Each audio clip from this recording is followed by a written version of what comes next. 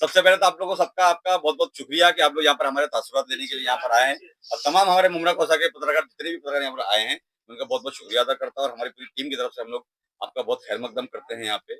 आपका आपको बुलाने का मकसद सिर्फ यही था कि जैसे कि आप जानते हैं कि हमारे इलेक्शंस आ चुके हैं और 3 से 4 रोज़ बचे हैं हमको फॉर्म भरने के लिए। तो हमारा जो समीकरण था, उस समीकरण को बैठाने में थोड़ा-सा वक़्त लग गया हमें, मगर माशाल्लाह हमारा समीकरण पूरा हो चुका है और हम ये आपके माध्यम से हमारे पूरे मुमरा कौसा की जनता और खास करके हमारे रशीद कंपाउंड, देवरीपाड़ा, हशमत चौक, शिमला पार्क, फला कॉम्प्लेक्स, कादर पैलेस, हमारे सैनिक नगर, चरनीपाड़ा, कौसा गाँव का दोनों तरफ का पट्टा, इस पट्टे के लोगों को आपके माध्यम से हम लोग ये मैसेज देना चाह रहे थे कि हम लोग चारों मिल करके यहाँ पर इलेक्शन लड़ रहे हैं, जिसमें हमारे शालाम आज़मी साहब ओपन जेंट्स लड़ रहे हैं, हमारे इब्राहिम राउत साहब ओबीसी जेंट्स लड़ रहे हैं, मेरी तरफ से हमारी जो पुरानी नगर सेविका शाजिया अंसारी मैडम, वो ओबीसी लेडीज लड़ रही हैं और रेहान बेग की तरफ से घर से उनकी एक ओपन लेडीज लड़ रही हैं। तो ये 4 हमारा पैनल पूरा हो चुका है। तो आपको यही बुलाने का मकसद था कि आपको हमारे जितने भी कैंडिडेट हैं, उनसे रूबरू करा दिया जाए, उनसे जो भी उनके तासुरात है वो आप ले लें और जो भी आपके सवालात है, वो आप हमारे चारों से इंडिविजुअली कर सकते हैं। रेहान भाई, आपने जितेंद्र अवार्ड साहब का साथ छोड़कर सालों से रहे आप, आखिर क्या वजह बनी जो आपको नजीबुल्लाह टीम में प्रवेश करना पड़ा? अस्सलाम वालेकुम। आप सबका बहुत शुक्रिया कि आप यहाँ पर आए। देखिए, ऐसा था कि रशीद कंपाउंड में मैं और राजू भाई यानी मेरे वालिद साहब और राजू भाई के वालिद साहब हम लोग गुज़श्ता 40 सालों से रहे। 2017 के बाद से कुछ मामले हुए हमारे, पॉलिटिकल मामले थे ये, कोई पर्सनल नहीं था और ये मामले इतने ज़्यादा एक्ज़ैजरेट हो गए कि बहुत सारे मसले मसाइल आपस में इंतशार यहाँ तक के पुलिस स्टेशन और कोर्ट तक के मैटर्स चले गए। मुझे एक संधि मिली राजू भाई के और नजीब भाई के माध्यम से कि ये सारी चीजें खत्म हो जाएगी और अल्हम्दुलिल्लाह मैंने उस पर लब्बैक बोला। कुछ मामले टिकट डिस्ट्रीब्यूशन पे भी थे कि जहाँ से मुझे को बात करी गई थी, जहाँ से मैं चाह रहा था वो अपॉर्चुनिटी मुझे नहीं मिल रही थी और यहाँ से जब राजू भाई ने बोले कि ठीक है, हर चीज रेहान अगर तू है आगे, मेरा भाई है और मैं हर चीज खत्म, पिछला सारा चैप्टर खत्म करने के लिए तैयार हूँ। हम लोग अगर रशीद कंपाउंड से दोनों भाई जिस तरीके से हम लोग गुजश्ता 30 सालों से रहते आए, अगर हम लोग मिलते हैं तो रशीद कंपाउंड का पूरे प्रभाग का यानी पूरे प्रभाग 35 का बहुत अच्छे से डेवलपमेंट कर सकते हैं। अगर अपोजिट लड़ते हैं तो हमेशा से ये सियासी क्लैश होता रहेगा जो कि आगे चल के कोई भी रूप ले सकता है। कल को आज हमारे में है, कल को हमारी नस्लों में ये चीज चली जाएगी झगड़े। तो हर चीज को खत्म करने के लिए एक नौयत बनी और अल्हम्दुलिल्लाह मैंने लब्बैक बोल के ये सारी चीजें खत्म कर दिया और मुझको ये भरोसा था कि ये टीम के साथ में अगर मैं काम करता हूँ और बिना इंतजार के, बिना किसी दिल में मलाल रख के अगर मैं काम करता हूँ तो ये पूरे 33 वार्ड के लिए, पूरे मेरे रशीद कंपाउंड, चरनीपाड़ा, देवरीपाड़ा, हशमत पार्क, हशमत चौक, बॉस्को स्कूल और दीगर यानी कादर पैलेस से लेकर खड्डी गांव तक की ये जो डेवलपमेंट है, सैनिक नगर, अलमास कॉलोनी, हर जगह के लिए मैं बेहतर और हमारी टीम बेहतर काम कर पाएगी। तो in the interest of the people, in the interest of my ward मैंने ये काम और मुझको लगा कि ये करना चाहिए और ज्यादा से ज्यादा कयादत में नजीब भाई की, राजू भाई की और सारे लोगों की, हमारे इब्राहिम राउत साहब, हमारे शालाम आजमी साहब, इनकी कयादत में ये पूरा काम होगा तो वर्क हम लोग बेहतर कर सकेंगे और हम लोग एक अच्छा रिजल्ट दे पाएंगे अपने वार्ड में। इसके लिए मैंने ये कदम उठाया। रेहान भाई, आने वाले दिनों में और कोई पुजारी बजाते हुए एंट्री मारने वाले क्या? भाई वो तो आप उनसे ही पूछेंगे तो बेहतर रहेगा, मैं तो नहीं बता सकता उसको। रेहान भाई, आप पहले जो है नगर सेवक पद पे तो नहीं थे, आपके साथ जो है नासिर भाई उनके घर के मेंबर थे और पूरा जिम्मेदारी तो वो आप ही उठाते थे एज अ अवार्ड साहब की क़यादत में। आज ऐसी क्या जरूरत पड़ी कि आपको उनकी क़यादत छोड़ के जो है नजीब मुल्ला की क़यादत को अपनाना पड़ा? मैडम जरूरत ये थी कि ये प्रायोरिटी जो आज ये गटर मीटर वाटर का इलेक्शन जो होता है कॉर्पोरेशन का, इसके अंदर जरूरत ये होती है कि सबसे ज्यादा काम हम अपने जो हम नुमाइंदे होते हैं या जो हम जिनके रिप्रेजेंटेटिव होते हैं, हम उनका सबसे ज्यादा काम कैसे करा सकें, हम उनको ज्यादा से ज्यादा अश्योरेंस दे के हमारे लोगों को और हमारे वार्ड का अच्छे से अच्छा काम कर सके। तो मुझको ये लगता है कि एक सबसे बड़ा अहम मसला जो मेरा और राजू भाई का था, जो हमारा इंतजार था, वो इस नौयत से खत्म हो गया और हम लोग आज खुल के काम करेंगे और ये सिर्फ मेरा ही नहीं, सारों का मसला खत्म हो गया। आप रशीद कंपाउंड की मेरी जनता से अगर आप आगे चल के पूछे तो आज पूरे रशीद कंपाउंड में यानी पेट्रोल पंप से बॉस्को स्कूल से लेके देवरी ताला पारा तक के पूरा उल्लास का माहौल है। लोग सारे खुश हैं। कल ही तकरीबन तकरीबन 500 से 1000 लोग मौजूद थे, अलग अलग मिलके उन्होंने बधाइयां दी कि ये सब चाह रहे थे कि ये काम हो जाए और अल्लाह तबारक ताला ने आज ये काम करा लिया। तो इसकी वजह से मेरे को ये बड़ा कदम उठाना। मोहन भाई, जिस तरह दोनों पार्टी एक होने की बात हो रही है, अगर वो पार्टी एक होती है तो ये जिस तरह आपने पैनल का डिक्लेयर किया है, तो ये पैनल लड़ेगा, देखिए इसमें सर, बदलाव होएगा कुछ? देखिए सर, ऐसा है कि हमने हमारा डिक्लेरेशन कर दिया। अभी अब अल्लाह रब्बुल इज्जत के हाथ में है कि वो कैसे होता है, कैसे वो अमलगमेशन होता है, कैसे दो पार्टी होती है, उनका क्या डिसीजन आता है, तो ये सब बड़ों का डिसीजन है। जो भी डिसीजन आए, हमने हमारा दिल साफ करके हमारी मंशा आप सबके सामने रख दी। अब अल्लाह रब्बुल इज्जत के हाथ में है, जो हो जाए हमें कबूल है। अगर पैनल बदलता है तो क्या आप फिर से नाराज होकर कहीं और चले जाएंगे? मैडम, ऐसा है कि ये आज मुझको 10 साल हो गए, उसके अंदर कितनी आपने मुझसे नाराजगी देखी और कितना एक बार ये मामला हुआ, और ये बार पूरे मेरे लोग, ये फैसला मेरा अकेले का नहीं था और राजू भाई का अकेले का नहीं था, ये पूरी रशीद कंपाउंड की आवाम का तकरीबन तकरीबन यहाँ पर अगर मैं पेट्रोल पंप से देवरी पाड़ा बॉस्को स्कूल पकड़ूं तो ये पूरे 33,000 लोगों का, और अचरनी पाड़ा, सैनिक नगर, अलमास कॉलोनी, ये सारे लोगों का फैसला था कि ऐसा होना चाहिए। पॉलिटिकल मामले होते हैं, रंजिशें होती है, डिफरेंस ऑफ ओपिनियन होता है, थॉट्स अलग अलग होते हैं, लेकिन ये मामला इतना बढ़ गया था कि आगे चल के कुछ भी हो सकता था। तो नजीब भाई की क़यादत में, राजू भाई की क़यादत में ये चीज ऐसी हुई कि ये मामला हमेशा के लिए इंतशार जो नस्लों में चले जाता, अगर अब नहीं होता मैडम तो हमारे बच्चों में भी ये चीज चली जाती। तो इसको खत्म करना बहुत जरूरी था, और आपके माध्यम से मैं बोलूंगा कि मैडम, जो बात है हमारे कैरेक्टर की बात है और हमारे पर्सनल बात है, लेकिन इससे हमारे ये जो मसला था, इससे हमारे लोग भी बहुत परेशान थे। कोई मुझसे मिल रहा है तो राजू भाई से छुप के मिल रहा है, कोई राजू भाई से मिल रहा है तो मुझसे पीछे से मिलने आ रहा है, यानी ताल्लुकात सबसे रखने सबको, लेकिन आदमी जाहिर अपने आप को रिप्रेजेंट नहीं कर पा रहा था। आज ये चीज खत्म हो गई और अल्हम्दुलिल्लाह एक बहुत अच्छा माहौल बन गया। तो आप दुआ करें मैडम, आप सारे लोग, हम भी दुआ करते हैं कि हमको ज्यादा से ज्यादा लोगों को अप्रोच करने मिले और ज्यादा से ज्यादा वोट का काम निकले। कल तक के बीजेपी का चेहरा बताए जाने वाले नजीब भाई की पार्टी में आपने प्रवेश किया है, इस पर आप जनता को किस तरीके से कॉन्फिडेंस में लेंगे आने वाले इलेक्शन? सर, मैं आपसे एक बात पूछता हूँ, कभी मैंने बोला नजीब भाई की पार्टी बीजेपी का आपकी चेहरा है? पार्टी के काफी कार्यकर्ता थे, यहाँ तक कि खुद जितेंद्र आव्हाड जब उस पार्टी में आप थे तो उनके द्वारा भी काफी बार नजीमुल्लाह पर यह आरोप लगाया गया कि वो बीजेपी का चेहरा है। तो इस पर आप जनता को किस तरीके से कॉन्फिडेंस में लोगे? मैं आपसे बहुत अच्छा सवाल किया आपने। सर, ये कॉरपोरेशन का चुनाव है, और कॉरपोरेशन का चुनाव जो भी जीतता है, काम करने के लिए उसको फंड्स की जरूरत होती है। अभी पुणे महानगर पालिका के अंदर कांग्रेस, एनसीपी, अजीत दादा गुट और शरद चंद्र जी पवार गुट साथ में आ गया, तो आप वहां पर क्या बोलेंगे? तो ये सिर्फ कवायद इसके लिए हुई कि बीजेपी को हरा सके। हमारे यहाँ पर भी बीजेपी पैक्ट में नहीं लड़ रही, और जीतने के बाद, जब जीतने के बाद हम फील्ड पे उतरेंगे काम करने, तो उसके बाद भी क्या? उसके बाद में तो हमको सारे फंड्स की जरूरत पड़ेगी, जो कि हमको हमारे पर्सनल के लिए नहीं, हमको लोगों के लिए, लोगों की सहूलत के लिए, गटर, वाटर, मीटर, नाला, सैनिटेशन, ये सारी चीजों को मुहैया कराना है। तो अगर हम सिर्फ बीजेपी बीजेपी बीजेपी बोलते रहेंगे तो ये फंड्स कहाँ से एलोकेट होंगे? रेहन भाई, लेकिन अभी हाल ही में विधायक जितेंद्र आव्हाड की एक स्पीच हमने सुनी थी जी, उसमें उन्होंने खुल्लम खुल्ला यही बात कही कि आपको बीजेपी वालों के साथ जाना है क्या, बीजेपी का साथ देने वाली पार्टी के साथ जाना है क्या, उनके पास तो वही एक फॉर्मूला है। तो इससे कैसे निपटेंगे, क्योंकि देखिए, अगर जो मुस्लिम समाज के जहन में तो ये बिठाया गया है। अगर अवार्ड साहब ने ये बात बोली तो मैं समझता हूँ आपको ये सवाल उनसे पूछना चाहिए और क्लेरिफिकेशन उनसे लेना चाहिए, मुझसे नहीं। तो सर, जब एमएलए इलेक्शन में मुसलमानों को बीजेपी का नाम लेकर गुमराह किया जा रहा था, तब आप साथ में खड़े थे, आपका बयान ना आया हो। दोनों पार्टियों ने तब ना आया। उग्रवाद को इस्तेमाल किया था, तब ना आपकी आया तरफ से होगा, भी तो और उनकी अब तरफ आप से। कैसे लोगों को कहेंगे कि बीजेपी के साथ आप हैं या नहीं? मैडम, बीजेपी के साथ में तब हम कभी भी नहीं थे। राजस्थानी जी को भी कई दफा टारगेट किया गया था। ठीक है ना मैडम, बीजेपी का जो मामला आ रहा है, बीजेपी के साथ वो हो सकता है जो बीजेपी के प्रोटोकॉल से उनकी पार्टी में शुमार होके मतलब चले। बीजेपी के साथ नहीं है, मैडम, तो फिर एमएलए इलेक्शन में मुमरा वासियों को गुमराह क्यों किया तो गया? मैडम अगर मैंने गुमराह किया तो आप मुझे बताइए कि रेहान भाई, आप मुखिया तो विधायक जितेंद्र आव्हाड है ना। मैं आपसे थोड़ा सा आपकी बातों एक को सवाल है राजू भाई, एक सवाल है। आप भी पहले अवार्ड साहब की पार्टी में थे और रेहान भाई भी थे, जी। जो इंतशार आपके बीच में आ गया था, आपकी जो रेहान भाई बताए, तो उस कलश को जो है उन लोगों को वो डिस्प्यूट को खत्म करने की वहां से किसी ने कोशिश नहीं की थी? आपको ऐसा लगता है? मैं तो ये समझता हूँ कि हमारे मुमरा कसम एक ही नारद मुनि है। जब नारद मुनि ने भगवानों को लड़ा दिया तो ये तो हमारे दोस्त को लड़ा रहे हैं। तो इतना ही मैं बोलना चाहूंगा कि तो यानी ये जो कहीं ना कहीं पहल, आपका टारगेट जो है उनकी वजह से ये इंतजार पैदा हुआ था। ऐसा बिल्कुल कहना बिल्कुल मतलब उनकी वजह से ये इंतजार पैदा हुआ। कोई भी फैसले लेने से पहले जब जो लीडर होता है ना, लीडर का मतलब क्या था? The man who leads. Leader का मतलब ये होता है कि पूरे कुनबे को और पूरे खानदान को साथ में लेकर चलो। जब हम कोई फैसला लेना चाहते हैं तो फैसले लेने से पहले मशवरा करना जरूरी होता है।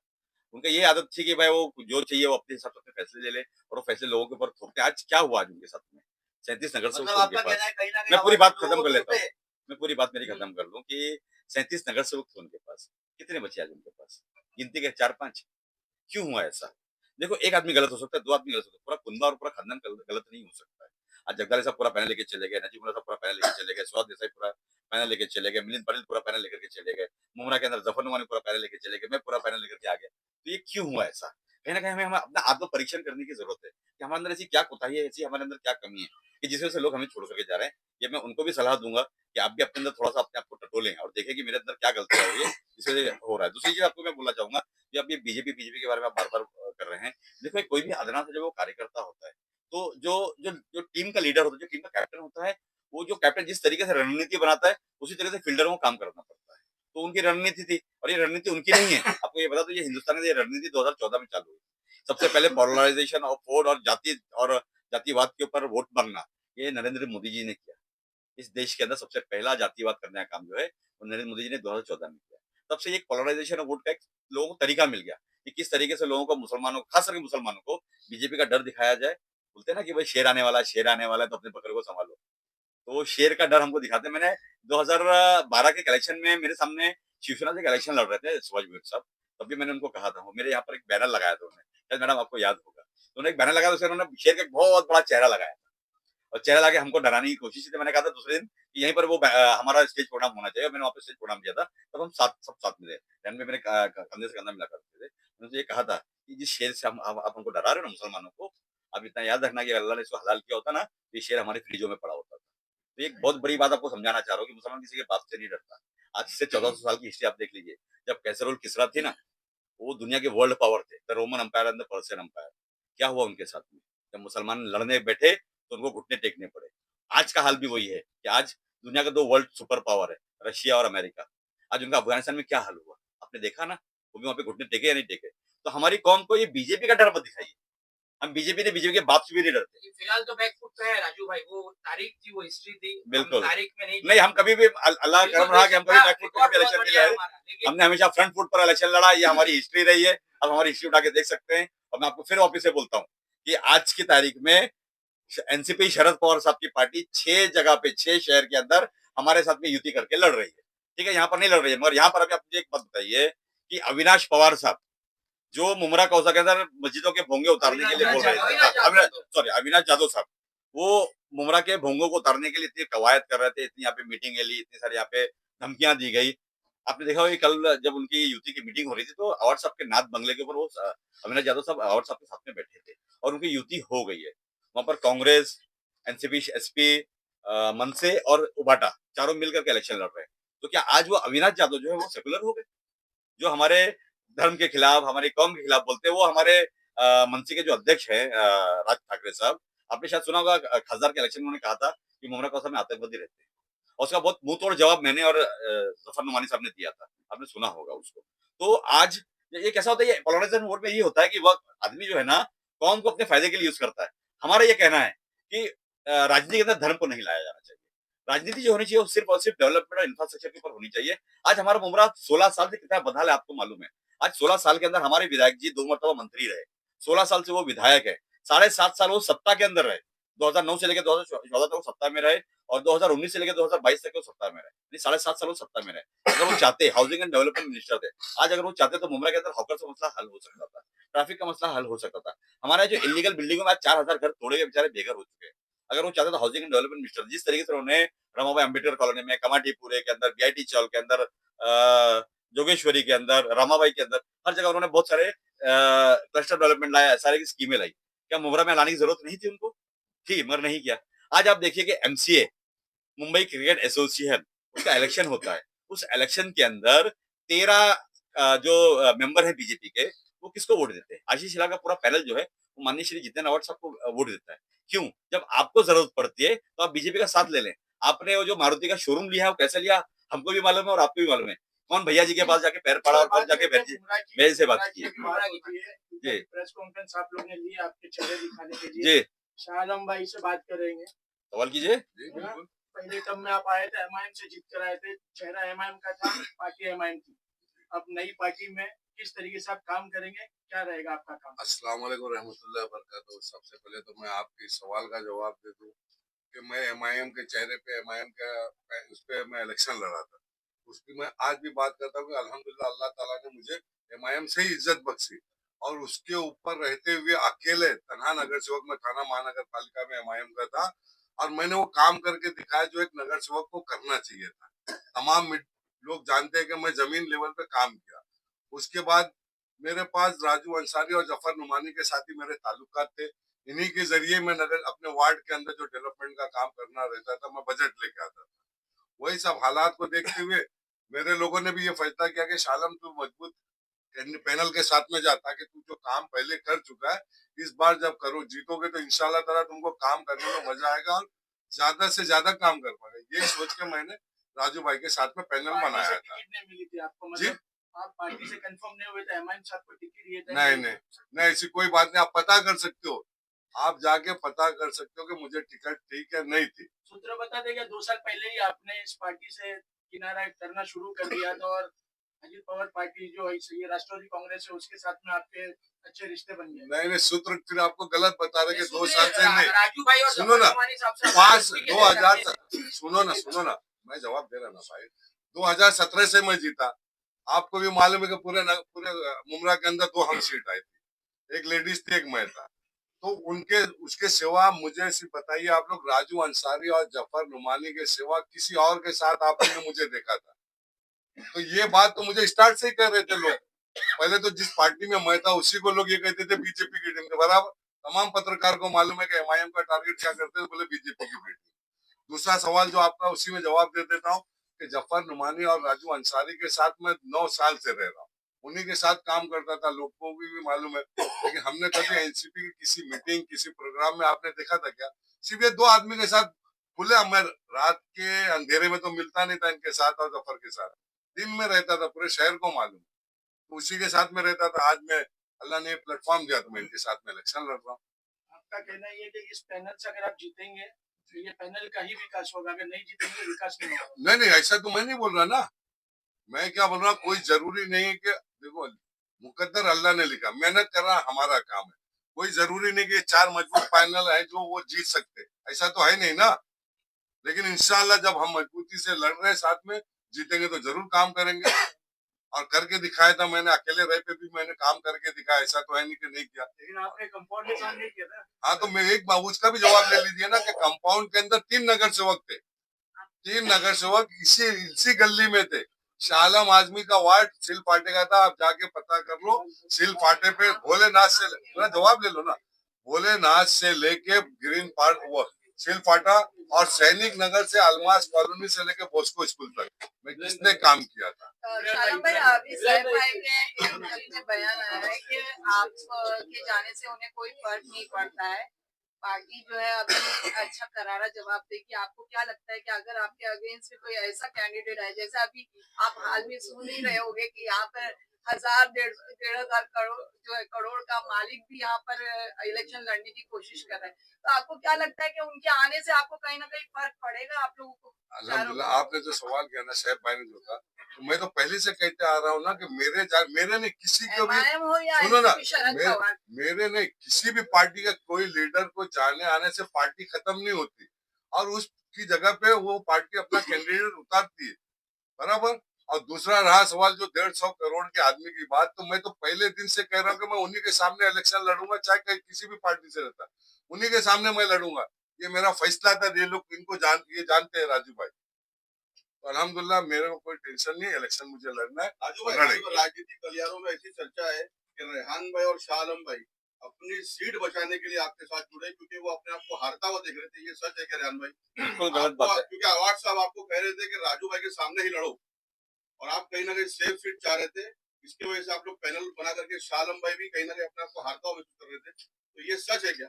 मैं दूं या ये दें? नहीं रेहान भाई, आपने खुद बताया कि मैं जो सीट से मांग रहा था, डिमांड कर रहा था, आपको वो सीट नहीं दी जा रही थी, वो जगह नहीं दी जा रही थी, इसकी वजह से आपने यहाँ पर प्रवेश किया। देखिए भाई, ऐसा है मामला कि आप रशीद कंपाउंड का जो मामला है ये देख लें, और आप इसका वेरिफिकेशन भी कर लें कि रशीद कंपाउंड में जो जहाँ पर मैं काम करता था, मैंने काम किया या नहीं किया। मैंने बखूबी आज तकरीबन 8 साढ़े 8 साल से और फील्ड पे काम किया, ग्रास रूट लेवल पर ही काम किया। दूसरी बात, जब पैनल की पोजीशन ओपन थी और मुझको ये बोला गया कि आपको राजू भाई के सामने ही इलेक्शन लड़ना है। जिसे मैं पता है कि मेरे इनके काफी दिनों से ताल्लुकात थे, हमारे 30 साल पुराने रिलेशन, बीच में कुछ इंतशारियां आई। तो अगर एक आदमी किसी आदमी के सामने इलेक्शन लड़ता है, मेरी सिर्फ राजू भाई से बात नहीं है, किसी की भी सामने XYZ, जब दो कैंडिडेट टकराएंगे तो जाहिर सी बात इंतजार बढ़ेगा। और ओपन वार्ड रहते हुए मुझे ये बोला जा रहा था कि आपने यही लड़ना है, आपके पास कोई चॉइस नहीं है। जो और कैंडिडेट्स थे, जो दीगर कैंडिडेट्स थे, मेरे आप ये बात बताइए कि जो तुतारी से कैंडिडेट मेरे साथ में लड़ रहे थे, मैं आपको खुलासेवार बताता हूँ, पेट्रोल पंप से बॉस्को स्कूल और पेट्रोल पंप से लेके देवरी पाड़ा, ये सारों का कंट्रीब्यूशन, आप एक छोटा सा, आपने इतने सवाल पूछे, एक छोटा सा सवाल, इन सारों का कंट्रीब्यूशन इस इलाके में क्या? अगर मैं गलत हूं तो आप माजरत चाहूंगा आपसे, लेकिन फील्ड पे तो मैंने ही काम किया। तो मुझे ही एक संधि क्यों दी गई कि भाई आपको ऐसा ही करना है? पार्टी मुझको ये बोल सकती थी कि रेहान आपने 9 साल से पार्टी का, मैंने साहब का इलेक्शन में बिल्कुल ईमानदारी से उनके साथ में 2019 में भी था, 2024 में भी था, और मैंने कभी, आप लोगों ने इतने सारे लोग आज यहाँ पर गवाह है कि जब तक के मैं उनके साथ में था, मैं पूरी लॉयल्टी से था। आपने मेरे बारे में, जितने भी पत्रकार, जितने भी साफी हजरात यहाँ पर है, कोई बोल सकता है कि मेरे को कभी भी आपने किधर क्रॉस में देखा? इतने सारे लोग। तो मैं अपने लोगों के साथ में, जिस संगठन से मैं जुड़ा था, मैं बिल्कुल जिम्मेदारी से और ईमानदारी से था। लेकिन जब ये चीजें मुझ पर इम्पोज करी गई और मुझे लगा कि ठीक है, मुझे को एक रूम देना चाहिए था, वो रूम मुझे नहीं मिला। दूसरा सबसे बड़ा जो मैं रीजन आपको कल भी मैंने बताया, आज भी मैं बताया, कि मुझे लग रहा था कि ये तो जो हमारे खानदान है, अब ये लड़ाई जब अगर मैं और इसको गहरी करूंगा और इनके सामने चले जाऊंगा, तो ये हमारी नस्लों में, हमारे बच्चों में भी उतर जाएगी, और वो अच्छा नहीं है। देखिए, पॉलिटिकल डिफरेंसेस सबके बीच में होते हैं, लेकिन ये पर्सनल ग्रीवेंसेस आज हमारे आपस में सामने आ गए, और रशीद कंपाउंड में हमको दोनों को रहना है, ये भी नहीं जाएंगे, मैं भी नहीं जाऊंगा, तो ये मामला गहराते जाता और किस लेवल तक जाता। तो इसको सबसे अच्छा एक प्लेटफॉर्म मिला और मैंने लब्बैक बोल के राजू भाई की और नजीब भाई की बात सुन के इस चीज को खत्म किया। एक आखिरी सवाल, आप लोग तीनों विधायक जितेंद्र अवार्ड की पार्टी छोड़कर आए हैं, बराबर है?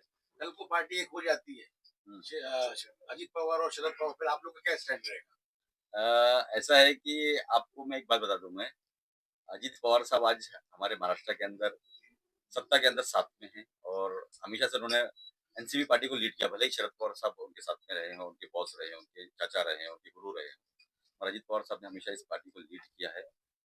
जो हमें अंदर से हमारे हमारे हमारे बात सुनी गई है, हमें ऐसा लग रहा है कि जनवरी 2026 में इलेक्शन के 2-4 रोज के बाद में ही हमारी एक मर्जर को लेकर के हमारी एक मीटिंग है। इंशाल्लाह उम्मीद है कि उनके 8 खासदार और 10 आमदार हमारे साथ में आ जाएंगे, और सबने अजीत पवार साहब की क़यादत को कबूल कर चुके हैं। सुप्रिया ताई हो, चाहे अमोल कोल्हे साहब हो, चाहे वो रोहित पवार साहब हो, सबने अपनी, जयंत पाटिल साहब हो, इन लोग सबने अपने क़यादत को छोड़ करके और अजीत पवार साहब की क़यादत को उन्होंने तस्लीम किया हुआ है। इस इलेक्शन में वो युति हो नहीं हो, कुछ भी इससे कुछ लेना देना नहीं है। ये हमारा चारों पैनल घड़ी से इलेक्शन लड़ेगा इंशाल्लाह, उसमें कोई दो राय नहीं है। इब्राहिम भाई, आप तो पार्टी से पहले से जुड़े हुए हैं, इस बार इस पैनल में आप भी खड़े, तो आपका स्टैंड क्या रहेगा और आपका विकास क्या होने वाला है इसमें? अस्सलाम वालेकुम रहमतुल्लाह। मैं सबसे पहले राजू भाई, रेहान भाई को बहुत बहुत मुबारकबाद देता हूँ। बहुत लंबे अरसे से हम इस चीज का इंतजार में थे, कब ये दो दोस्त आपस में मिलते हैं। ये प्रेस कॉन्फ्रेंस की सबसे ज्यादा खुशी मुझे यही है कि ये दोनों दोस्त आपस में मिल गए, और पैनल तो अल्हम्दुलिल्लाह मजबूत हो गया, इसमें कोई बोलने की बात ही नहीं। मुझे खुशी सबसे ज्यादा यही है कि आपस में मिलने से, आपस के टकराव से रेहान भाई ने पूरी वजाहत दे दी कि ये आगे भी लड़ाई हो सकती है। अल्लाह पाक ने बहुत सही मौके पर आपस में दोनों को मिलाया, इससे हमको बहुत खुशी है। जैसा रशीद कंपाउंड में नहीं, हर जगह रेहान भाई इस बात की चर्चे है। मैं बहुत मुबारकबाद पेश करता हूँ नजीब मुल्ला साहब को, राजू अंसारी साहब को, जो जिन्होंने बहुत बड़ा डील करके आपस में सुलह कर ली और साथ में इलेक्शन लड़ रहे। और जब दो चीज एक साथ मिलती है तो विकास तो इंशाल्लाह खुद ब खुद हो जाएगा। और इससे आगे और मैं क्या, पैनल तो अल्हम्दुलिल्लाह मजबूत है, पहले से हम साथ में राजू भाई के थे, आगे भी इंशाल्लाह साथ में रहेंगे, और आज भी रहेंगे, आगे भी रहेंगे। और मुमरा के जो डेवलपमेंट्स है, जो रशीद कंपाउंड से बाहर है, राजू भाई माशाल्लाह बहुत सक्षम है, बहुत नॉलेजेबल आदमी है। तो इंशाल्लाह मुमरा के जो बड़े काम है, गटर नाले को छोड़ के, जैसा राजू भाई हमारे यहाँ पे बहुत बड़ा एक ट्रैफिक का इशू है, ब्रिजेस के इशू है, हमारे यहाँ पे जैसे कॉलेज का एक मैटर है, ये सब चीजों को इंशाल्लाह हम राजू भाई के साथ मिलकर मुमरा कौसा की तरक्की के लिए बहुत काम करेंगे। राजू भाई, मेरा पब्लिक का एक सवाल आपसे पूछना चाहूंगी। पब्लिक का ये कहना है कि विकास तो आप लोग बोलते कहीं भी नहीं हुआ है, मगर पब्लिक का एक सवाल ऐसा है कि सिर्फ राजू भाई, राजन कीने और अशरफ पठानी ये वार्डों में ही काम नहीं हुआ, जो सारे नगर सेवक वहीं पे नजर टिकाए बैठे हैं, ऐसा क्यों? मैं समझा नहीं आपके सवाल को। नगर सेवक का जो है हर वार्ड में है नगर सेवक हाँ। पद, और विकास तो कोई भी वार्डों में आप लोग बोलते नहीं हुआ है, पर सिर्फ हर किसी की नजर जो है ये 3 वार्ड पे क्यों पड़ी है? जैसे देखो, एक सबसे राजू पहले अंसारी, आपकी एक बात राजन कीने और एक आपकी बात को मैं अशरफ पठान। समझ गया और मैं आपको एकदम सीधा आपको जवाब देता हूँ। मैं सबसे पहली बात तो ये है कि मैं कभी जिंदगी में मैंने ये नहीं कहा कि मुमरा में विकास नहीं हुआ है। मुमरा में विकास हुआ है। विकास करने के 2 पहलू होते हैं और 2 तरीके होते हैं काम करने के। एक तो हमारे पास हमारा आमदार है। आमदार के जरिए से जो विकास होना चाहिए था, क्योंकि हमारा आमदार 8 लाख करोड़ के ट्रेजरी के ऊपर बैठा हुआ है और हम सिर्फ 5,000 करोड़ की ट्रेजरी पर बैठे हैं। तो मुमरा में जो भी विकास हुआ, आपको भी मालूम है, हमने वहां पर बैनर लगाया, बोर्ड लगाया और उनका बोर्ड निकाल के उखाड़ के फेंका है। हमने हमारा नाम नहीं लगाया बैनर के ऊपर, हमने थाने महानगर पालिका का बैनर लगाया और उन्होंने अपनी क्रेडिट लेने के लिए अपना बैनर लगाया था, चाहे वो हॉस्पिटल हो, स्टेडियम हो, डीपी रोड हो, गार्डन हो, फलाना ढमाका, जो भी XYZ हो, उन्होंने अपना बैनर लगाया। वो काम किसने किया? वो हमारे नगर सेवकों ने किया। आज पूरे मुमरा कौसा में जो भी विकास हुआ हमारे नगर सेवकों ने किया। तो मैंने कभी ये नहीं कहा कि हमारे नगर सेवकों ने विकास नहीं किया। मेरा बोलना सिर्फ ये है कि अगर इस नगर सेवक की निधि के साथ में अगर आमदार ने भी अगर आपको थोड़ा सा धक्का दिया होता ना, आज मुमरा के बहुत सारे मसले 100% हल हो चुके होते। राजू भाई, आज आपने ये 33 पैनल तो डिक्लेयर कर दिया, और बाकी पैनल कब डिक्लेयर होने वाले हैं? इंशाल्लाह आज शाम तक। देखो, एक सवाल अभी मुझे उन्होंने भी कहा था कि कौन कौन आने वाला बाकी है, तो अभी तो हमने सिर्फ एक एटम बम फोड़ा है, अभी न्यूक्लियर बम और यूरेनियम बम फोड़ना बाकी है। इंशाल्लाह 24 घंटे का इंतजार कीजिए, कल दोपहर तक के इंशाल्लाह आपको एक बड़ी खबर मिल जाएगी और इंशाल्लाह काम बेहतरीन हो जाएगा।